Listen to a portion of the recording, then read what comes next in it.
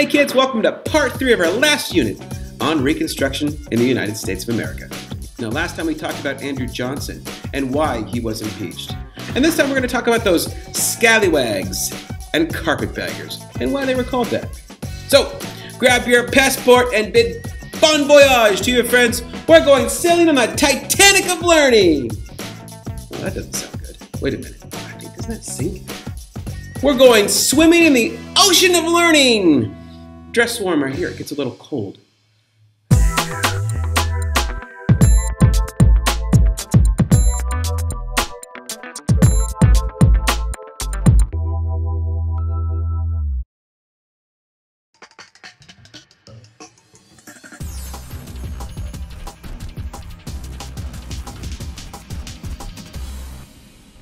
If you recall, we learned about life in the South before the Civil War in our last unit. Before the Civil War, a relatively small number of wealthy plantation owners had the vast majority of power and wealth in the South. They used this power and wealth to guide the Southern states into secession and the Civil War. After the Civil War was lost, the radical Republican agenda was to change the South by taking the wealth and power out of the plantation owners' hands and giving it to the freed slaves by dividing up the plantations and giving small parcels of land to the newly freed slaves.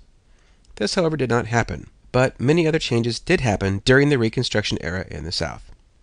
Even though African Americans weren't granted land from the wealthy whites, some were able to purchase land using the Freedman's Bank, which is part of the Freedmen's Bureau. Those without money or loans, mostly former slaves and poor whites, had to resort to sharecropping. This was a system similar to the peasant system used in the Middle Ages. Families would be granted a small amount of land to work, and in return, the owner of the land would get the majority of the food grown on the land to pay the rent. The small amount left over could be sold by the sharecropper to feed their family. This was often very little, and most sharecropping families lived in poverty. When African Americans were given the right to vote, they almost unanimously registered as Republicans, the party that had fought for their freedom. When they became full citizens, it also meant they could run for political office.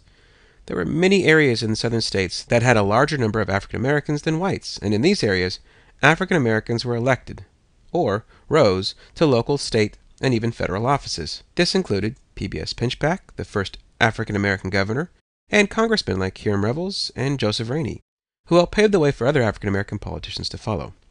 But the racist attitudes of whites did not go away with the new laws being put into place. The Ku Klux Klan, or the KKK, was one of the many secret societies that sprang up in the South to intimidate African Americans in order to keep them from voting, running for office, or even getting jobs or buying property. Many African Americans and whites who sided with the Republicans were killed by lynch mobs for something as little as looking at someone the wrong way. Lynch mobs would carry out executions without a trial, especially around elections. The federal government tried to stop the violence from the KKK, but many Southerners refused to testify against the Klan members, and most African American victims were threatened and intimidated to keep them quiet. Now about those scalawags and carpetbaggers. These are two groups of people who were despised by white Southerners who didn't want things to change in the South. The first group, scalawags, were people who were from the South but sided with the North. They voted for Republicans, favored civil rights for African Americans, and were usually against secession in the first place.